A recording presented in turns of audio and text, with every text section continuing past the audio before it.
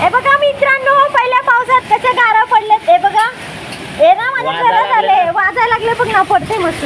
हे बाजू हे माझ्या इथे लागली तेव्हा घरात आली. पाणी आली पाणी यायला लागले. पाणी नाही, थांब गारा पडतील.